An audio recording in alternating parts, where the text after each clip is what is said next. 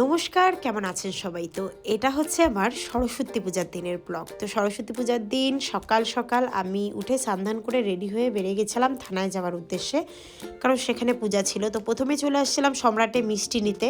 আর এত সুন্দর সুন্দর সেদিন এখানে মাছ সন্দেশ বানাইছে, প্রজাপতি সন্দেশ বানাইছে, আমার সেই লাগছিল। তো তারপর আমি চলে আসলাম আমাদের কোতোয়ালি পুলিশ স্টেশনে, যেখানে গিয়ে দেখি সরস্বতী পূজার দিন যেহেতু 23শে জানুয়ারি ছিল, তো সামনেই নেতাজিকে শ্রদ্ধা জ্ঞাপন করা হয়েছিল। তারপর এইদিকে ছিল হচ্ছে আমাদের সরস্বতী ঠাকুরের মূর্তিটা, যেটা আমরা আগের দিন নিয়ে আসছি।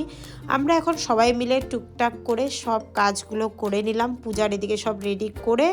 তারপর এই দেখো কত সুন্দর ছোট্ট ছোট্ট সরস্বতী ঠাকুর এসেছে।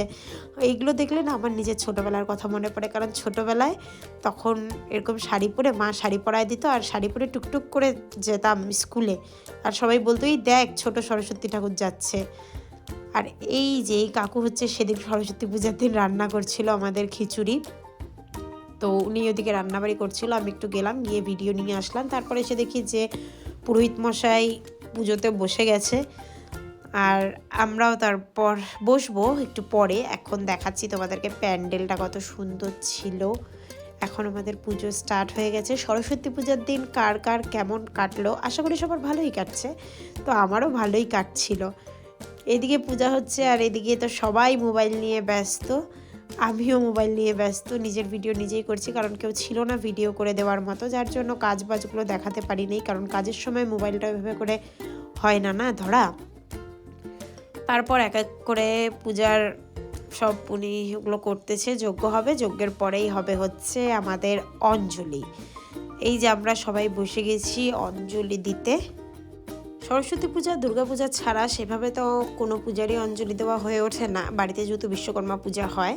তো বিশ্বকর্মা পূজা কিন্তু এই থানাতে এসে, থানাতে মোটামুটি গণেশ পূজা, বিশ্বকর্মা পূজা, কালী পূজা তো প্রতি মাসেই হয়, আর সরস্বতী পুজো সবগুলোতেই বেশ উপাস থেকে পুজো দেওয়া আর কি হয়। কারণ পূজা মানেই আমি থাকবই, আমার খুব পছন্দ, সবারই পছন্দ ঠাকুর, কিন্তু আমারও খুব পছন্দ, যার জন্য আমি কম বেশি সবগুলোতেই থাকি। তো পূজা শেষে উপাসটা ভাঙলাম চরণামৃত নিয়ে। আর এই পুচকুটা যে আছে, পুচকুটার ছিল হচ্ছে আজকে হাতে খড়ি। তো আমি বলতেছিলাম যে আমাদের সময় তো আর এগুলো হাতে খড়ি এসব হতো না, তো আমি আবার থেকে হাতে খড়ি নিয়ে পড়াশোনাটা স্টার্ট করি, কারণ তাহলে হয়তো অনেক দূর পড়তে পারবো আরও। এখন কেন হাতে খড়িটা হয়, আমাদের সময় কেন হতো না সেটাই বুঝি না, নাকি আমাদের সময় হতো বাট দেয়ই নেই আমাদেরকে। যাই হোক, তো এটা হচ্ছে ছিল প্রসাদ খাওয়ার পর আমরা চলে গেলাম খিচুড়ি ডিস্ট্রিবিউশনে, যেখানে সবাই আসতেছিল, সবাইকে খিচুড়ি দিয়ে নিজেও খিচুড়ি নিয়ে নিলাম বাড়ির জন্য, কারণ আমি খিচুড়ি খাবো না, মা পছন্দ করে খিচুড়ি। তো মার জন্য একটু খিচুড়ি নিয়ে নিলাম, নিয়ে এখন চলো বাড়ি যাওয়া যাক। সারাদিন পর দেখো ফেস কেমন আসছিলাম কেমন হয়ে গেছে। আর রাস্তায় গিয়ে দেখি হায় রে হরি কি যে করি, এত লম্বা জ্যাম। তো ওই জ্যামের মধ্যে যেমন করে হোক আসলাম, আসার পর এসে দেখি বাড়িতেও যেহেতু পূজা হয়েছিল সরস্বতী ঠাকুর, দেখো কত সুন্দর ইয়েলো কালার ছোট্ট সরস্বতী ঠাকুর।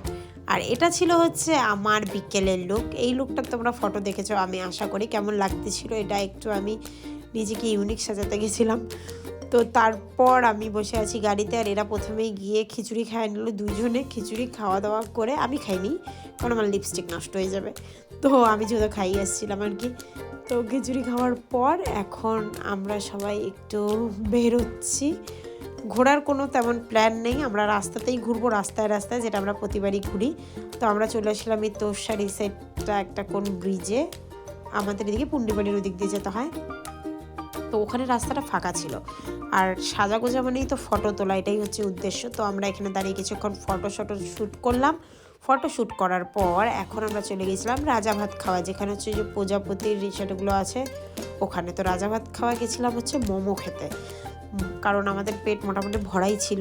তো আমরা মোমো আর থুপ্পা, আমার ফেভারিট যেটা, এখান থেকেই তো আমি থুপ্পার প্রেমে পড়ি। তো মোমো আর থুপ্পাটা এখানে খেলাম, খাওয়ার পর যাব হচ্ছে বাড়ি। এভাবে করেই আমার সরস্বতী পূজার দিনটা কাটলো। তেমন কোথাও ঘুরি না, প্রতিবারই রাস্তায় ঘুরি। সবাই বলে যে দিদি কোথায় ঘুরতে গেছিলা, তেমন কোনো জায়গাই নেই। তো চলো এখন বাড়ি চলে আসি। তোমাদের কেমন কাটছে, আশা করি তোমাদেরও ভালোই কাটছে দিনটা। চলো টাটা, নতুন ব্লগে অনেক কথা হবে, টাটা।